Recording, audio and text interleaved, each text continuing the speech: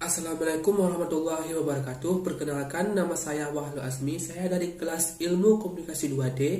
Pada kesempatan kali ini, saya akan merangkum kembali tentang materi-materi yang telah diberikan pada semester kali ini. Materi pertama yaitu tentang teori message design logic.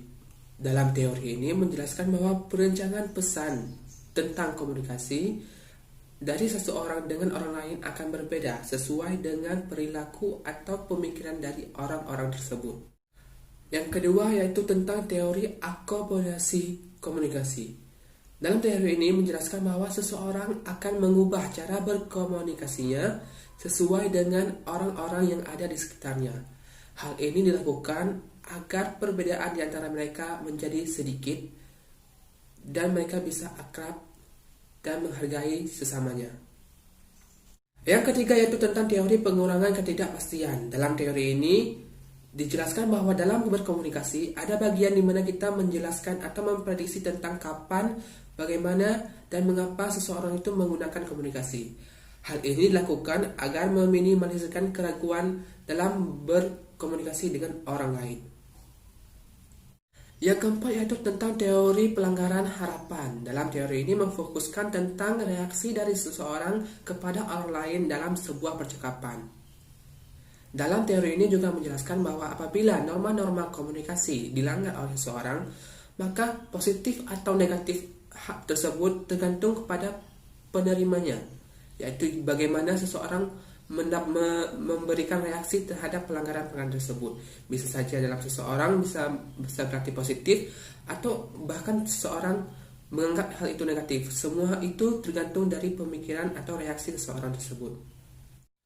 Yang kelima yaitu tentang teori AUS. Dalam teori ini menjelaskan bahwa memori dari seseorang akan menghilang secara perlahan seiring berjalannya waktu karena tergantikan dengan hal ataupun faktor lain dalam kehidupan mereka. Yang keenam yaitu tentang teori interferensi. Dalam teori ini hampir sama seperti teori AUS tadi. Dalam teori ini menjelaskan bahwa hal-hal yang terjadi dalam kehidupan manusia akan hilang seiring berjalannya waktu dan tergantikan dengan hal-hal baru yang lainnya yang mereka dapatkan di masa yang akan datang.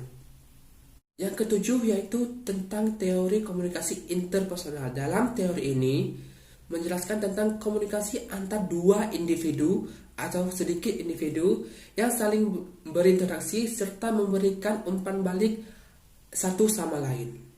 Yang kedelapan yaitu komunikasi kelompok dan organisasi.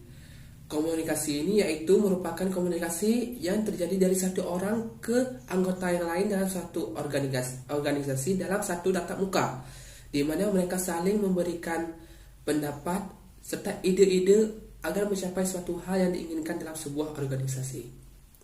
Yang kesembilan yaitu tentang teori komunikasi massa. Teori komunikasi massa merupakan teori yang menjelaskan tentang penyebaran informasi atau berita yang diberikan oleh media kepada masyarakat untuk agar masyarakat mengetahui dan mengikuti informasi atau berita tersebut. Yang ke-10 yaitu tentang teori komunikasi antar budaya. Teori komunikasi antar budaya merupakan teori yang menjelaskan tentang suatu kelompok ataupun beberapa orang yang berkumpul dan memiliki kebudayaan yang berbeda, saling membicarakan tentang kebudayaan mereka dan menilai kebudayaan mereka masing-masing. Hal ini dilakukan agar seseorang bisa memahami atau mengetahui kebudayaan dari orang lain yang mereka tidak tahu sebelumnya. Hal ini bisa jadi seperti memberikan opini tentang kebudayaan orang lain atau kebudayaan kita sendiri, guna untuk mengetahui dan mempelajari kebudayaan tersebut. Yang ke-11 yaitu tentang komunikasi internasional. Komunikasi internasional merupakan komunikasi yang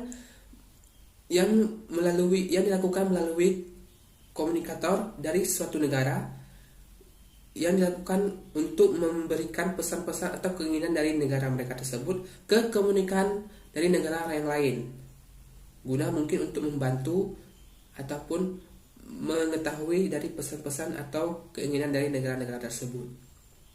Baik, itulah semua materi-materi yang telah diberikan pada semester kali ini. Apabila ada kekurangan, saya mohon maaf. Saya akhiri, wabillahi taufiq wa hidayah. Wassalamualaikum warahmatullahi wabarakatuh.